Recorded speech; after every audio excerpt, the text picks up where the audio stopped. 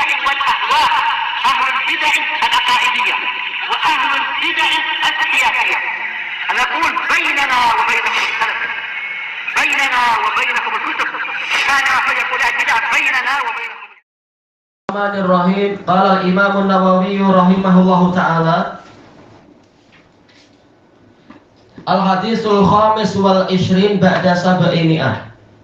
Al-Hadisul Khamis wal Ishrun ba'da Sab'imi'ah, 725. Wa an Abi Hurairah radhiyallahu an. Dari Abi Hurairah radhiyallahu an. Kita ada anak-anak yang mengaji tak? Yang aktif. Abu Hurairah siapa namanya? Yahya ingat tak Abu Hurairah siapa namanya? Biasanya kalau ditunjuk langsung lupa yang dihafal tuh. Tapi kalau kita suruh tunjuk jari biasanya sempat berpikir. Abangnya ada? Oh iya ada di situ. Ingat siapa Abu Hurairah namanya? Siapa yang bantu? Siapa yang bantu? Ayo Abdurrahman bin Sahar ayo tamam. Jangan bilang Nazri. Nazri kunyahnya Abu Hurairah. Ayo. Baik. Allah Maha memberkahi. Anna Rasulullah sallallahu alaihi wasallam qala, bahwasanya Rasulullah sallallahu alaihi wasallam bersabda, al-imanu bid'un wa sab'una aw bid'un wa sittuna syu'bah. Iman itu adalah 70 sekian atau 60 sekian cabang. Kalau Imam Bukhari beliau meriwayatkan apa? 60 sekian. Kalau Imam Muslim 70 atau 60 sekian. Tak masalah. Fa'afdaluha qaulu la ilaha illallah. Yang paling utamanya adalah ucapan la ilaha illallah. Wa adnaha imatatul adza 'anit thariq. Dan yang paling rendahnya adalah menghilangkan gangguan dari jalanan. Wal haya'u syu'batun minal iman. Dan rasa malu adalah salah satu cabang dari keimanan. Muttafaqun alaih. Kata Imam Nawawi di sini, al bid' bi kasril ya wa yajuzu fathaha. Bad'. Cuma biasanya kalau bad' itu adalah qita'ah, potongan. Tapi boleh juga yaitu bagian. Tapi yang lebih tepat, yang lebih fasih adalah kasrah memang. Cuma bad' boleh. Yaitu wa huwa minas salasah ilal asyarah, 3 sampai 10. Wa syu'bah al-qita'ah, yaitu cabang kalau dalam bahasa kita. Di sini syu'bah yaitu potongan. Wal khoslah yaitu karakter.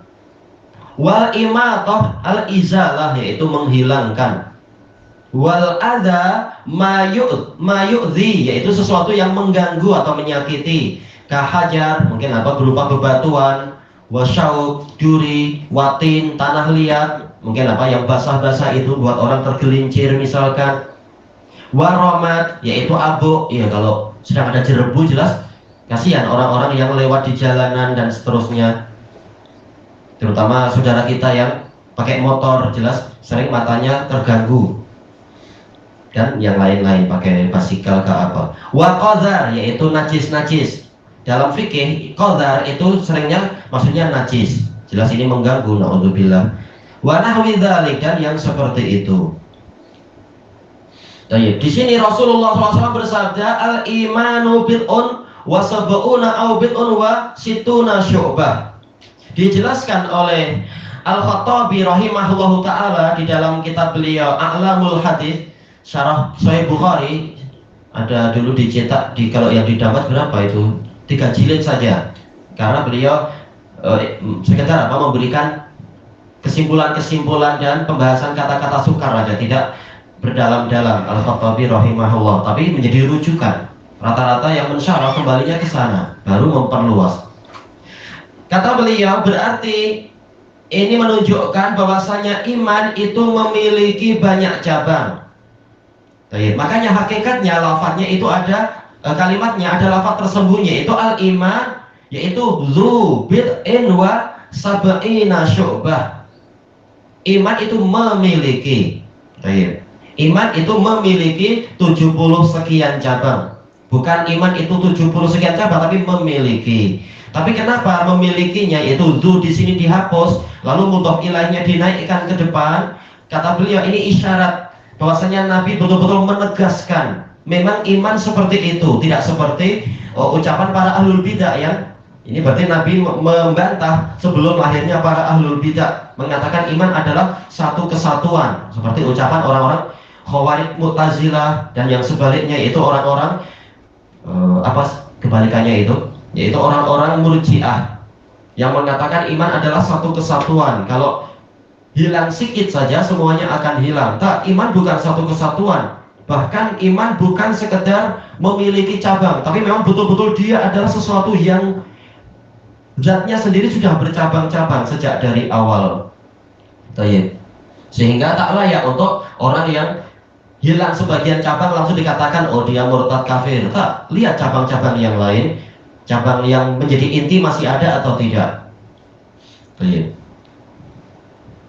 Kemudian kata beliau di sini, dan ini menunjukkan dijelaskan oleh Al-Hafidz Ibnu Hajar, ini termasuk dalil terbesar Ahlus Sunnah wal Jamaah yang mengatakan iman itu bukan satu kesatuan seperti ucapan Ahlul Bidah yang tadi. Bahkan betul-betul iman itu adalah sesuatu yang memiliki cabang banyak sekali. Makanya telah dinukilkan ijma oleh Imam Asy-Syafi'i di dalam Al-Um, yang dinukilkan oleh Syekhul Islam dan juga oleh para ulama lain. Ahlus Sunnah bersepakat bahwasanya iman ini adalah apa? Bertambah dan berkurang.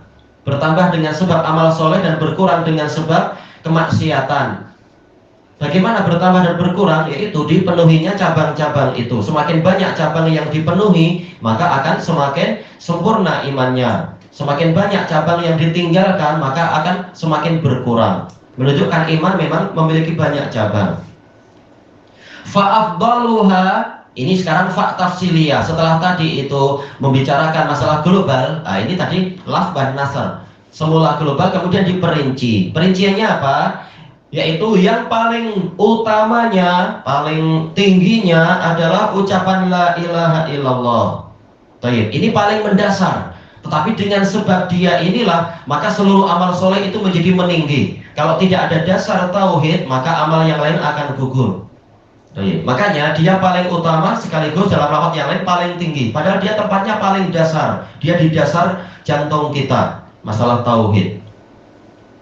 Sebagaimana itu tafsir yang disebutkan oleh Ibnul Qayyim rahimahullah terkait dengan alam tara kaifa daraballahu mathalan kalimatan thayyibah dan seterusnya, asluha sabitu wa far'uha fis sama. Asalnya yaitu yang paling dasarnya itu kukuh di dalam jiwa. Tapi dengan sebab itu maka seluruh cabangnya mampu tinggi ke langit, tinggi ke atas. Menunjukkan yang dasar inilah yang paling utama dan paling tingginya. Kemudian ucapan ini dijelaskan oleh Imam Ibnu Rajab Al-Hambali, tentunya bukan semata-mata ucapan, tetapi ucapan yang dibuktikan oleh amalan. Karena orang munafik mereka juga mengucapkan la ilaha illallah Muhammadur Rasulullah, tapi Allah menghukumi mereka itu kafir murtad dan amalannya gugur. Kenapa? Karena ucapannya tidak dibuktikan dengan amalan. Amalannya masih banyak syiriknya, cinta pada orang-orang kafir, membela orang kafir dan seterusnya. Menunjukkan ucapan ini wajib dibuktikan dengan amalan dan seterusnya. Amalan hati dan amalan anggota badan. Wa adnaha imatatul adza anit thariq. Dan yang paling rendahnya adalah menghilangkan gangguan dari jalanan.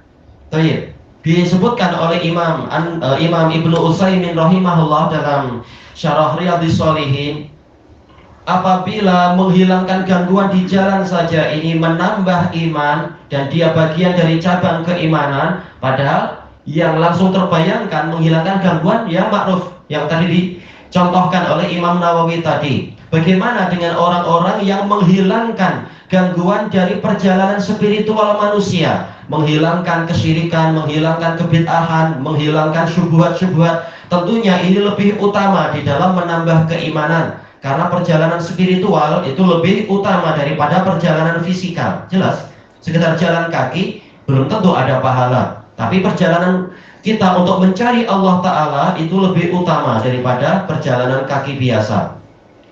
Maka tentunya ini lebih utama lagi untuk menambah keimanan, kata beliau, dan ini hasil dari tadabbur. Wal haya'u syu'batun minal iman, dan rasa malu itu salah satu dari cabang keimanan, dan inilah yang diinginkan oleh Imam Nawawi dalam bab ini. Masalah apa? Keutamaan rasa malu dan anjuran untuk berakhlak dengan rasa malu tadi. Dijelaskan oleh Imam Ahmad rahimahullahu ta'ala di dalam, anak dulu baca dalam Masail Ishaq bin Ibrahim al-Andrani, di antara dalil yang menunjukkan bahwasanya iman itu adalah amalan hati, amalan lisan, dan amalan anggota badan adalah ini dalilnya, yaitu apa? Qaulu la ilaha illallah. Ini asal dari ucapan lisan. Nah, di dalamnya ada isyarat. Ini istilahnya adalah apa? Dalalatul tanbih. Berarti seluruh jenis ucapan yang baik itu masuk di sini. Berupa apa? Azan, iqamat, zikir-zikir, amar ma'ruf nahi munkar, menghibur orang yang sedih, menguatkan orang yang sedang beramal, masuk di sini. Wa adnaha imatatul adza anit thoriq. Ini amalan anggota badan. Berarti semua amalan anggota badan masuk di sini. Ada sholat, ada zakat, ada haji, seluruh anggota badan. Walaupun sebagiannya terkait dengan harta, tapi ini anggota badan juga. Jihad fisabilillah masuk di sini semua. Bahkan walaupun sekedar kita memindahkan faedah, menyebarkan ke orang-orang, menerjemahkan dalil-dalil, kita sebarkan di status, itu juga bagian dari amalan anggota badan dan nilainya tinggi. Wal haya'u syu'batun minal iman. Ini amalan hati. Ini sebagai dalalatul tanbih, berarti masuk di dalamnya juga apa selain rasa malu itu? Keberanian, demikian pula takut kepada Allah, rasa marah kepada musuh Allah, sedih ketika saudaranya di dalam kesulitan, semuanya masuk di sini. Gembira tatkala Allah memberikan nikmat kepada saudaranya, semuanya masuk di sini. Maka dari sini terbukti akidah Ahlus Sunnah wa Jamaah dari sisi yang lain, bahwasanya iman itu mengandungi apa? Pengakuan hati, apa berarti ya? Keyakinan hati, pengakuan lisan, dan pembuktian dengan anggota badan. Semuanya masuk di dalam isyarat hadis ini. Dan dijelaskan oleh Al-Karmani rahimahullah, kalau tak salah Anda dapatkan dari Al-Karmani dalam Darori, ini sudah lewat ya dalam daras Sahih Bukhari dulu itu, yaitu di dalam hadis ini ada anjuran untuk kita tidak meremehkan segala jenis amal soleh walaupun dia sederhana, karena ini akan menambahkan keimanan. Sementara keimanan itu adalah sebab untuk masuk surga. Dalilnya banyak. La tadkhulul jannata hatta tu'minu. Kalian tidak akan masuk surga sehingga kalian beriman. Ternyata segala cabang amal soleh itu